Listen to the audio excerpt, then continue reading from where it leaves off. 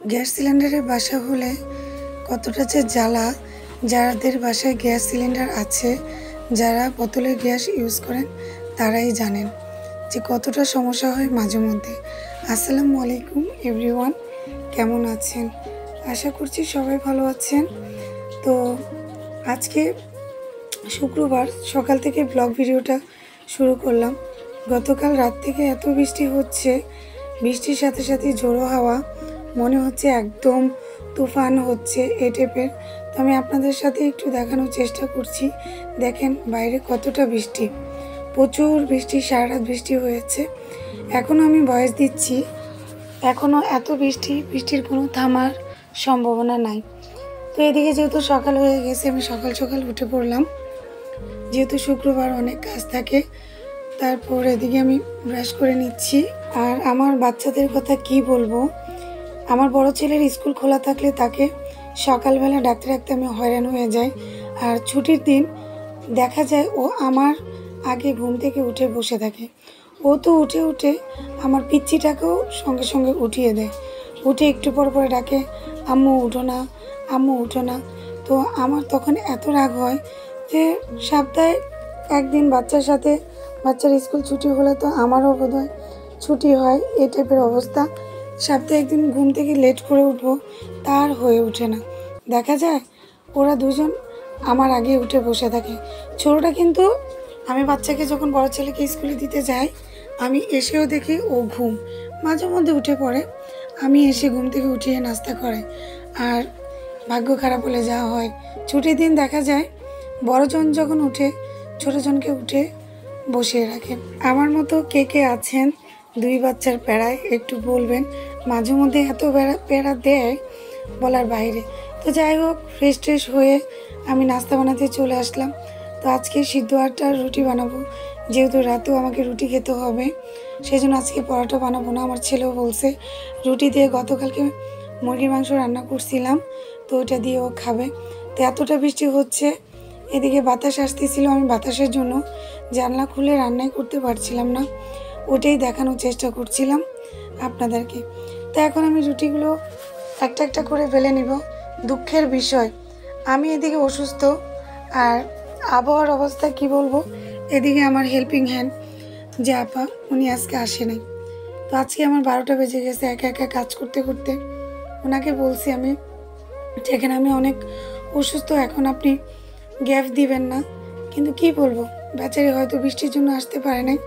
তো যাই হোক, যেহেতু আমার সংসারের কাজ আমাকে করে নিতে হবে, তো এক এক করে সকাল থেকে যতটুকু পারি গুছিয়ে গেছে কাজ করার চেষ্টা করছি। এদিকে আমার বাচ্চারা ওরা ফ্রেশ হয়ে বসে আছে, ওদের নাস্তা দিতে হবে, তাই আমি ঝটপট নাস্তাগুলো বানিয়ে নিচ্ছি।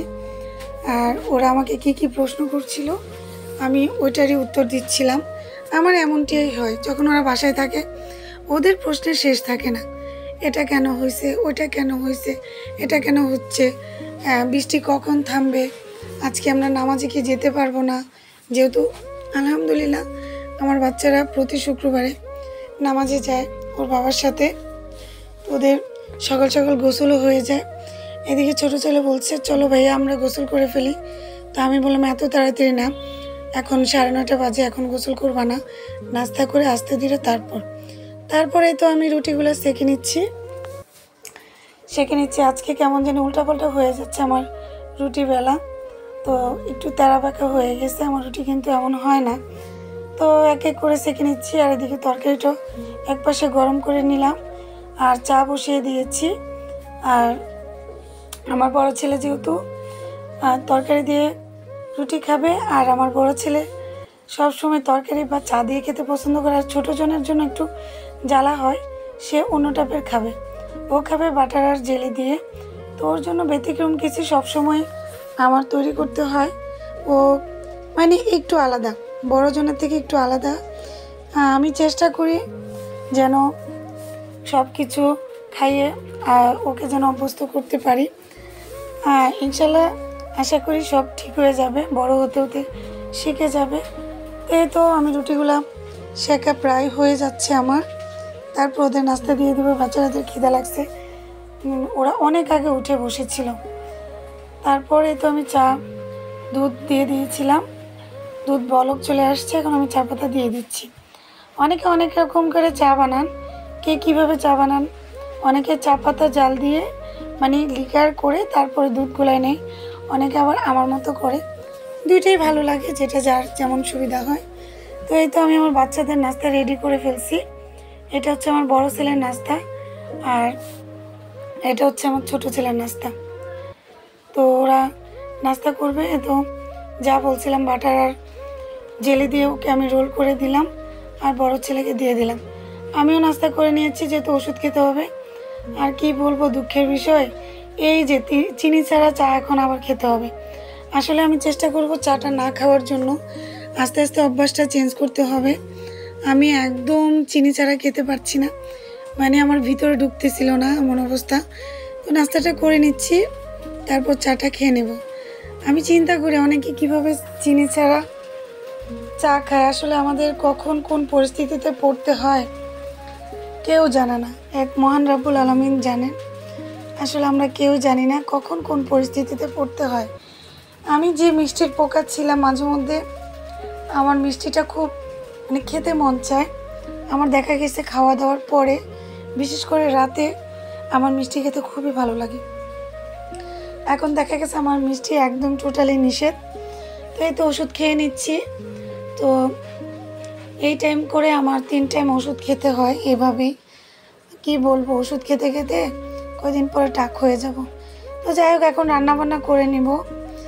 এদিকে গ্যাস সিলিন্ডারে গ্যাস কম ছিল, আমি ভাবছিলাম শেষ হয়ে যাবে। রুটিগুলো আর নাস্তা চা ওগুলো আমি সবগুলো হচ্ছে চুলায় করে নিয়েছি।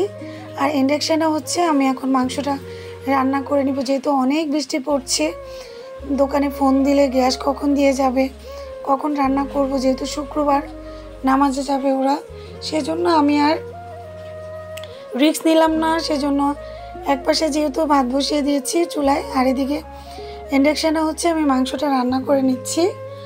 আর কারেন্ট না গেলে হয়, কারেন্ট গেলে আমি আবার মুসিবতে পড়ে যাব। এই হচ্ছে এক সমস্যা গ্যাস সিলিন্ডারের বাসাগুলোতে। গ্যাস শেষ হয়ে গেলে, এমনও দিন গেছে আমার গ্যাস নিয়ে আসতে আসতে আমার ভাত চুলায় ছিল ওগুলো ফুলে গিয়েছে। এমন সময় হয়েছে কারেন্টও ছিল না যে আমি ইন্ডাকশানে বসাবো। মানে এই টাইপের পরিস্থিতিতে আমার অনেকবার পড়তে হয়েছে, তাই না? যাই বলেন, গ্যাস যাদের বাসায় আছে লাইনের গ্যাস, তারা যে কত সুবিধা বলে বোঝাতে পারবো না। আসলে আমরা যারা গ্যাস সিলিন্ডার ইউজ করি তাদের অনেক কষ্ট হয়ে যায়। দেখা যায় অনেক সময় কারেন্টও থাকে না, সিলিন্ডারও শেষ, তখন আমাদের জন্য বিপদ হয়ে যায়। তো যাই হোক, আমি মাংসটা বসিয়ে দিয়েছি। আজকে যেহেতু শুক্রবার, ভাবছি কারেন্ট যাবে না। এর মধ্যে কিন্তু বাকি আমার রান্নাও শেষ হয়েছে, কারেন্টও 2 বার গিয়েছিল। আমি এখন ভয়েস দিচ্ছি, এই টাইমে কিন্তু কারেন্ট নাই।